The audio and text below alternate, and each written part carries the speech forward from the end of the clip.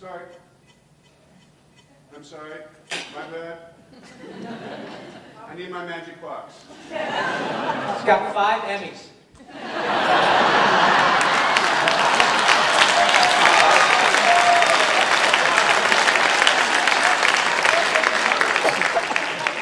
Them in headsets. That's the story. That 5 Emmys and $4 will get you a Frappuccino. Yeah, that's it. Okay, I'm ready. Yeah, baby. Live theater. You can't beat it.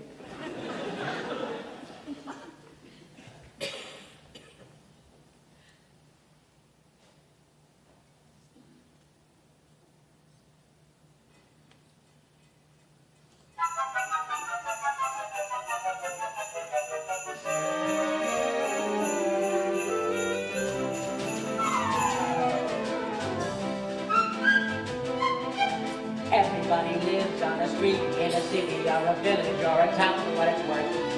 And we're all inside a country which is part of a continent that sits upon a planet known as Earth.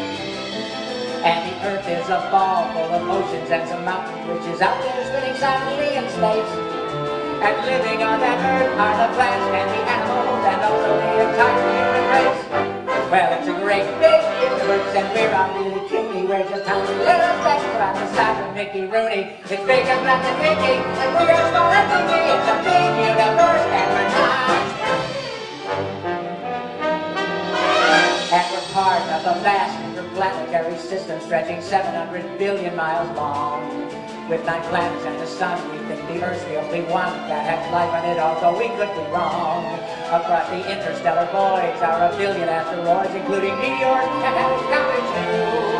And there's over 50 moons floating out there like balloons in a belt trillion molecules. And still it's all a spectrum in 100 billion stars in a galaxy we call the Milky Way.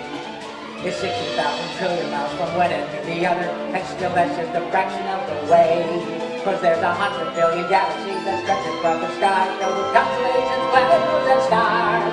And still the universe extends to a place that never ends, with maybe different stars of stars. It's a great big universe, and we're all really puny. We're just tiny little specks about the size of Mickey Rooney. So we don't know how we got here, we don't need a lot here. It's a big universe, and we're done.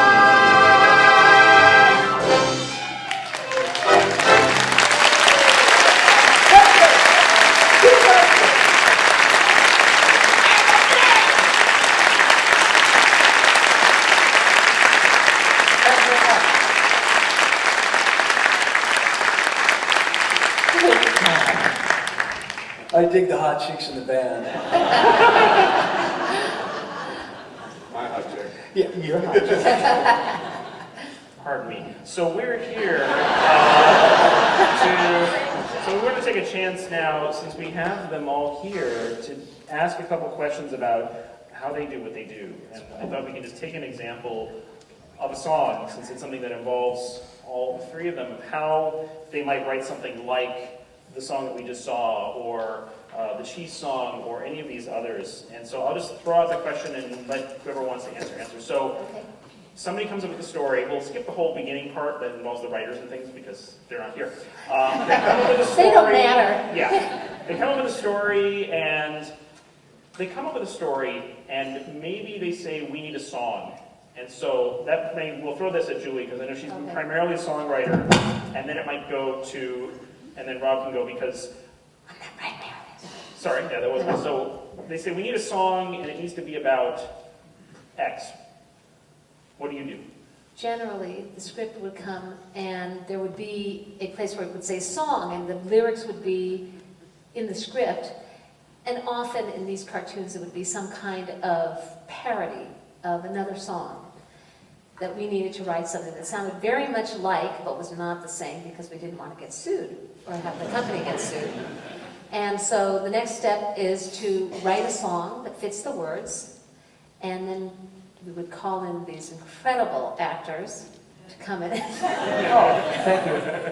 Thank you, Dad. Rob and the other crew of actors that we had, and they would come in and sing the song that we had written. And this all has to be done before it's animated because the animators need to see hear when the mouths are moving in order to make the mouths move at the same time as the actors' voices. Right, Can I so- interject something quickly? A lot of folks think, you know, you see Mrs. Doubtfire, and you see Robin Williams sort of doing his gig to the screen with the animation. But really, it's done kind of backwards. That is to say that the animation is done after we do our stuff, because as Julie said, then the animators have something to work with, and we can improvise, or we can come up with something. You know, you work with all these talented actors, and quite often the script is brilliant, but the script will inspire an actor like Tressa McNeil or Maurice LaMarche or something. Rob to- Paulsen. Thank you. Although it hasn't always been that way, because this is a very, I mean, this is a, especially with digital technology, now things can be changed almost anywhere in the process. In the old days, the days of Mel Blanc, they would still have to bring him in early on for the same reason. They would lay down what's often called a scratch track, where it's just Mel and maybe a piano. And sometimes he would have to come back and re-record it, especially because they couldn't separate out the parts of the soundtrack where you have all the different instruments in different places and you manipulate them. He would have to come in and basically sing what he had already sung before to the animation with the orchestra. Well, So- actually, Daniel, we actually did, I'm sorry, we actually would do what was called a scratch track. We wouldn't do the entire orchestration. So we would play on the piano so that the actor could sing it to that, and then later on when the film came back, and we would see, because as you could see, orchestration and writing the underscore is to all the little details in addition to the singing. So we would then orchestrate it afterwards. Rob doesn't get to sing with a whole orchestra. No, and that's why this truly is such a huge, huge thrill for me, because I've sung these songs, obviously, in the show and in the context of the show, and they end up on CDs and stuff. But I get a piano track with a click track or something, and With somebody like me with singing, Julie singing in in a dulcet very tones, annoying. yes, excellent singer, thank you very much. And then I get to sing the song to a basic piano track, and then they're orchestrated afterwards. But of course, I get to go watch the orchestration. It's so cool because when Yakko will climb the water tower and the xylophone guy goes, it's so cool. But so the opportunity to do this, the way it was intended to be performed, is such a huge thrill for me. So this is I've sung these songs off and on in personal appearances 100 times maybe, but generally a cappella if folks want to hear some of the music. So this is a big treat. Clearly a man who keeps his job. I mean, come on. Oh yeah. So I want to explain something he just mentioned, though, and which was referred to a few moments ago as the magic box. And you may have heard the sound coming out of the magic box. This is a click track. Because as skilled as the conductors and musicians are, it is physically impossible to beat in time like a metronome. Because the metronome always speeds up. No, wait, we never can keep time. That's human, it's just the way we are. And the thing is, though, is the film is just going to keep going.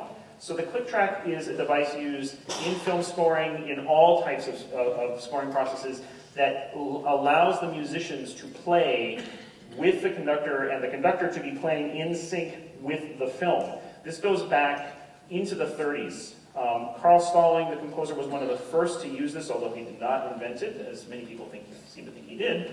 But it makes sense because cartoons are so time-sensitive that you have to be right on. I mean, you can see, especially with the percussion hits and the bassoon and certain instruments, things are happening like so fast and have to be right on.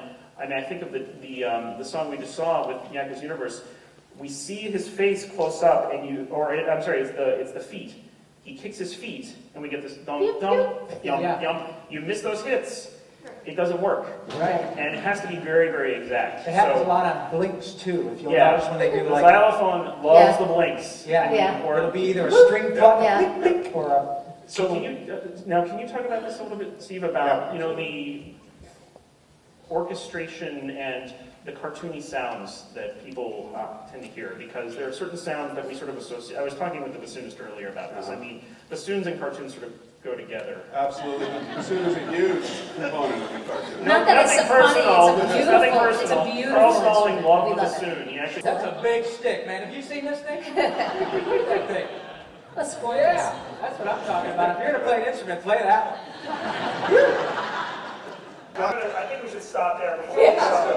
So they just hang out for the rest of the night. And I think it's parody time. it's parody time. Party time. Okay. Okay. Yeah. Thanks. See you in a bit. Okay.